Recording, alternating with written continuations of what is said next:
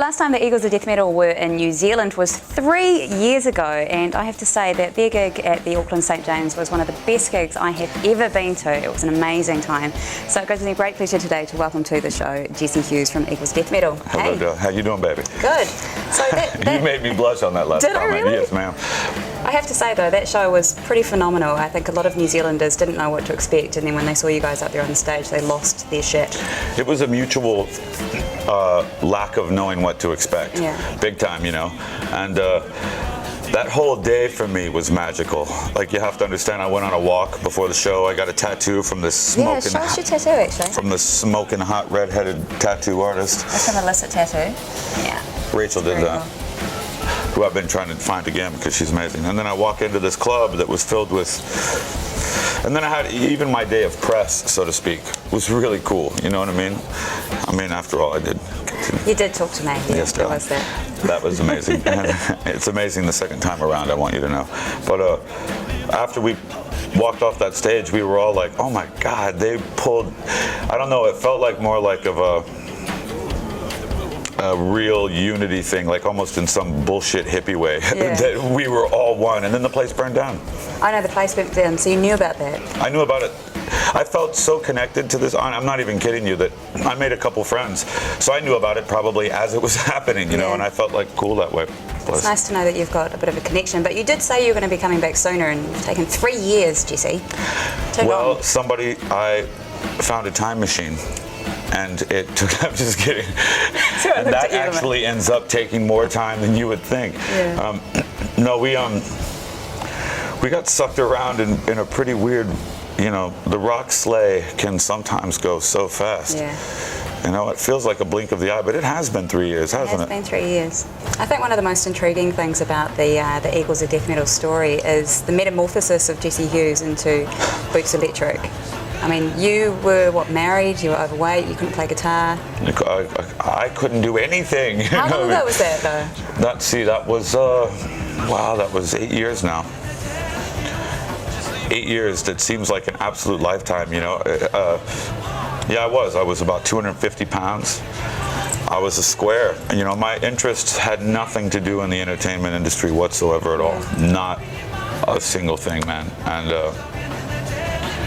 it came for me. I don't know. It was like I was a werewolf my whole life, but I didn't see my first full moon till I was 30. That is You know, a does great that make any analogy. sense? Yeah, Like absolutely. that's exactly what it was like, and it's been the greatest thing I can ever. I mean, imagine like you win the rock and roll lottery. You show up at a convenience store, and you just get the lottery ticket, you scratch it off, and it says rock and roll, boom, and all of a sudden you're thinner, and you've got a smoking awesome drug habit, and you're on the road, and everything's rad. You know what I mean? Yeah. This is a really exciting chapter of my life. Do it then. So this is my first televised interview talking about it.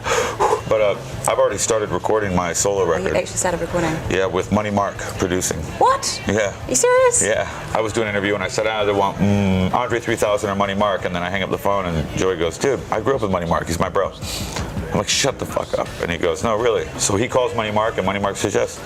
And we've been recording this pretty weird, it's like, I wanted to make a lowrider record because I Yeah. grew up on the lowrider culture of lowrider doo-wop, but it's turned into a boogie roller skating rink doo-wop Gary Newman Wow. gang rape. That sounds intense. It's really trippy, and honestly, those are the 4 things that I think. I believe in trying to associate things with other things. I don't think everything has to be absolutely different, and it's a horny record. So this is your solo album you're talking about? Yeah, but it's so hard to call it even a solo album. It's just more like a Boots Electric album. I look at everything like it's a chapter, almost like it's Parliament Funkadelic. It's either Parliament, it's Funkadelic, it's the Parlette, it's the Brides of Funkenstein. I mean, but it's all the same shit. The Boots Electric album is it's sort of like a Sarah Connor Terminator Time Machine moment where I'm going back to create the supergroup all along, so I have to release my own record that proves it. Do you know what I mean? I have to have sex with a beautiful woman in the past to give a man to the future. Oh my God.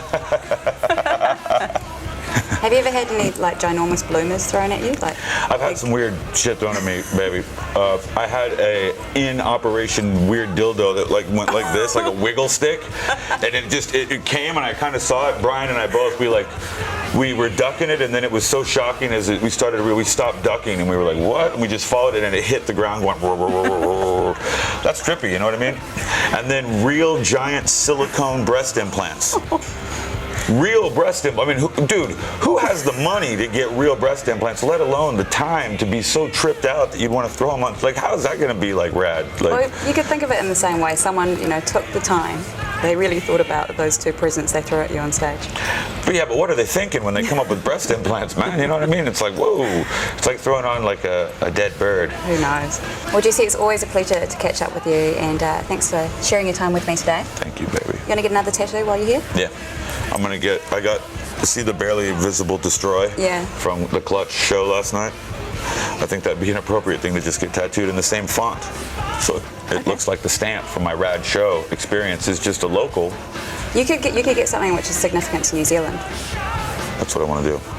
My name means love. I'm getting your name tattooed on my body, darling. That's a fact. And I mean that in purely platonic and artistic terms. Oh, obviously, yeah. Well, I'd probably be lying, but... Jesse Hughes, it's a pleasure. Thanks, baby. This is Boots Electric coming to you, and you are watching Transmission, the hottest show hosted by the hottest of ladies.